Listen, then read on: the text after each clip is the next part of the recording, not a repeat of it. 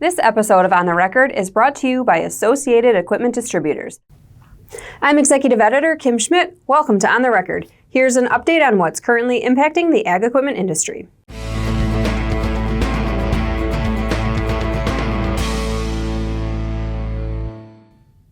Tire manufacturer Titan International reported its fourth quarter and full year 2024 results on February 26th. Along with announcing the sales results, Paul Reitz, president and CEO, commented on tariffs and the potential impact. He said at this point, Titan doesn't anticipate the currently planned tariffs to be an issue for the company to navigate. However, he went on to say that he does, quote, think it is a mistake to place a tariff on raw steel without also implementing one on all steel-related products from the tariffed countries to close the loop for companies trying to avoid that tariff.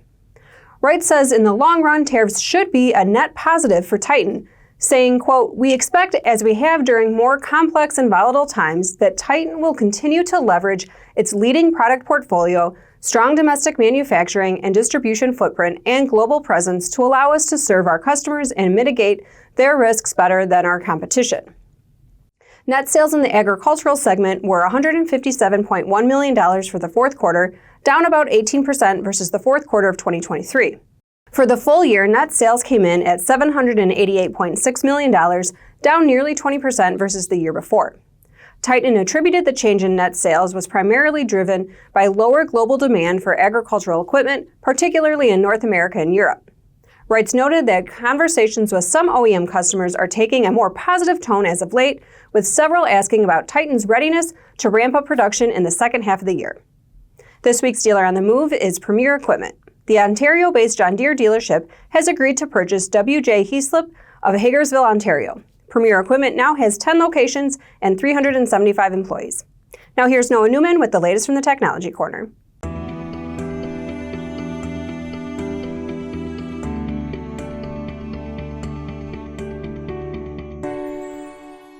Thank you very much, Kim. So I had the chance to sit in on an Autonomy panel at the National Farm Machinery Show earlier this month. It featured leaders from Solimtech, Sabanto, Autonomy, and Case IH. And the question came up, how do you get farmers on the path to autonomy?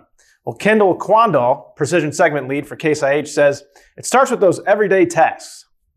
Talking about something like harvest command is something, again, repeated tasks. We know that as season goes on, as it gets later and later throughout harvest, we're not making those manual machine adjustments the way we should be on our combine. We're not changing the sieves the way we should be. We're not changing the cleaning stand speed the way we should be because we're tired and we just want to get done. So incorporating something like harvest command that comes in base on every single Case IH combine that you have, you set your goals and the machine uses a combination of 16 sensors to help adjust everything in the machine by itself to capture as much grain as it possibly can and get the cleanest grain samples. So really keying in on those common challenges. There's a lot of features in the market today that really help us across the board that fit really well into this automation category. Yeah, as Kendall said, Harvest Command uses 16 different sensors to control 7 combine adjustments as conditions change across the field. In the Technology Corner, I'm Noah Newman. Back to you, Kim. Thanks, Noah. As of February 26th, corn prices were $4.78, down 15 cents from our last episode 2 weeks ago. Soybeans closed at $10.24, down 3 cents, and wheat closed at $5.66, down 8 cents. Following a challenging year in 2024, rural lifestyle dealers are maintaining an optimistic outlook for business in the year ahead. According to the 2025 Rural Lifestyle Dealer Business Trends and Outlook Report, the majority of dealers are forecasting revenues to be as good or better in 2025 compared to last year. That said, while 2024 revenues didn't live up to the dealers' forecast for the year, 84.9% of dealers did report they were profitable in 2024. Looking at their forecasts for 2025, dealers are more optimistic about their chance for improving revenues than they were in their 2024 forecasts. Just over 77% of dealers expect their whole goods revenue to be as good or better than 2024, with 31.6% forecasting growth of 2 to 7%. Last year, 52.8% of dealers were forecasting whole goods revenue to be as good or better than 2023. For the year ahead, 14% of dealers expect their whole goods revenue to be up 8% or more. Another 31.6% of dealers are expecting revenue from whole goods sales to be in line with 2024.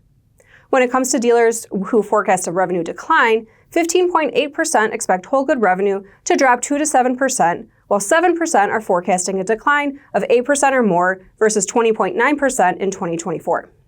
Ag equipment dealers' forecasts for 2025 sales remain in line with last month, according to Ag Equipment Intelligence's latest Dealer Sentiments and Business Conditions report. Dealers are calling for sales to be down 10% on average versus last year. Deere dealers who took the survey are the least optimistic and expect sales to be down 23% year over year. That's down from a forecast of negative 15% in December 2024. AGCO dealers expect sales to drop 16% year over year, in line with the previous month. Case IH dealers expect a 9% decline, and New Holland dealers expect sales to be down 8% in 2025. Kubota and Shortline only dealers expect sales to be flat as of the last survey. Looking at the OEM's outlook, John Deere forecasts North American large ag unit sales down 30% in 2025, while small ag unit sales are forecast down 10%. AGCO forecasts North American large ag sales down about 25% year over year, while small ag sales are forecast flat to down 5%. This week's DataPoint is brought to you by the Dealership Mind Summit. To learn more and to register, visit dealershipmindsummit.com. According to the results of a Farm Futures survey, only 25% of farmers plan to make an equipment purchase in the first half of 2025. But of those who plan to make a purchase, 40% of them plan to pay with cash. This is followed by 20% who plan to pay with a combination of a trade-in, cash down payment, and either bank or dealer financing. Another 20% say they would use a cash down payment and bank or dealer financing. As always, we welcome your feedback. You can send comments and story suggestions to kschmidt@lessitermedia.com. Until next time, I'm Kim Schmidt. Thanks for joining us.